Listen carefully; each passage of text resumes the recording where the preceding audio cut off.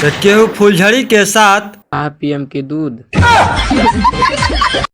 तो केहू पटाखा के साथ।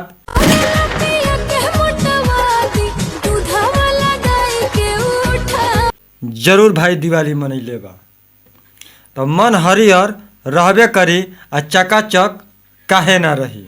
नमस्कार प्रणाम गोड़ लगतनी।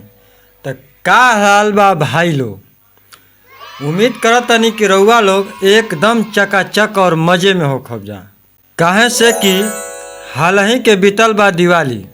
तो केहू फुलझड़ी के साथ तो केहू पटाखा के साथ जरूर भाई दिवाली मनैले बा तो मन हरियर रहबे करी आ चकाचक काहे ना रही।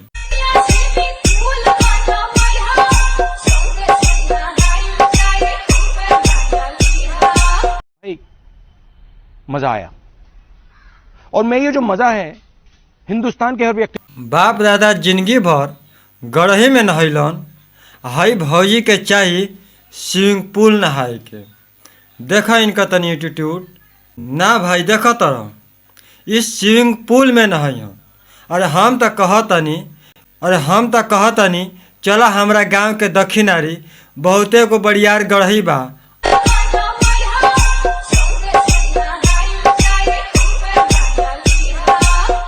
लेकिन हई देखा भाई लोग, हई भौजी लोग के दबदबा तो एगो अलगे बनल बा।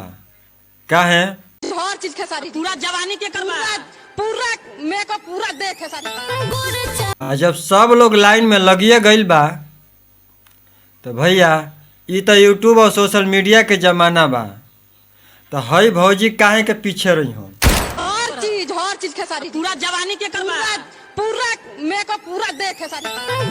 तनी इनहू के देखो कुल इनकर सामान, मतलब जवन जवन कहतली कुल खेसारी लाल यादव के बा।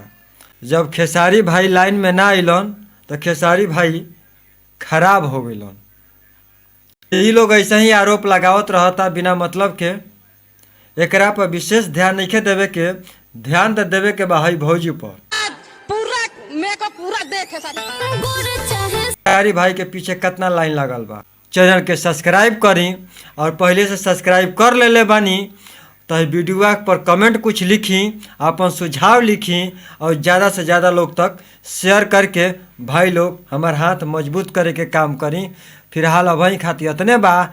नमस्कार प्रणाम और गोड़ लागत।